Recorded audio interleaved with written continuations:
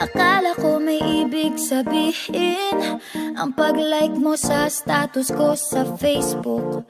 Nagre-reply ka rin sa Twitter. Akala ko, yun na. Pero nakita ko kahapon may pinost kang iba. May kasama kang maganda. Ang sabi mo sa akin, kaibigan mo lang siya. Ang hirap palang maging D-A-N-G-A. Ang hirap palang maging D-A-N-G-A. Pinapaasa mo lang ako kasi alam mo na crush kita. Oo, na crush kita. Pambihira o nung dati pa. May patanong-tanong ka pa kung sino yung nasa Facebook status ko. Hoy!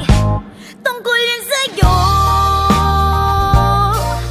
Yung sana ako na lang ang girlfriend mo.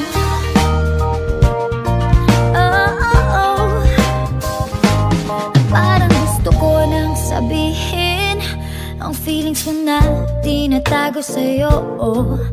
Para na akong pulis maka-stalker sa profile mo. Ano ba? Pero nang makita ko kahapon post mong may kasama ka, ang mundo ko'y nag-iba. Pakiramdam ko, boy, chicks mo siya. Ang hirap palang maging D-A-N-G-A. Ang hirap palang maging D-A-N-G-A. Pinapaasa mo lang ako kasi alam mo na crush kita. Oo, na crush kita. Pambihira o nung dati pa. May patanong-tanong ka pa kung sino yung nasa Facebook status ko. Hoy! Tungkol yan sa'yo. Yung sana ako na lang ang girlfriend mo.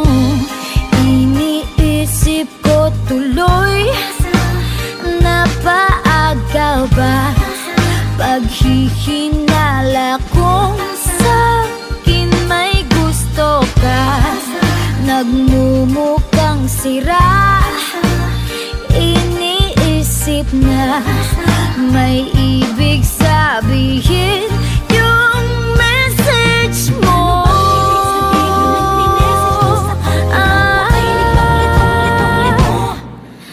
Ang hirap palang maging D-A-N-G-A. Ay, ang hirap palang maging D-A-N-G-A. Pinapaasa mo lang ako kasi alam mo na crush kita. Oo, na crush kita. Pambihira o nung dati pa. May patanong-tanong ka pa kung sino yung nasa Facebook status ko. Tungkol yan sa'yo. Yung sana ako na lang ang girlfriend mo.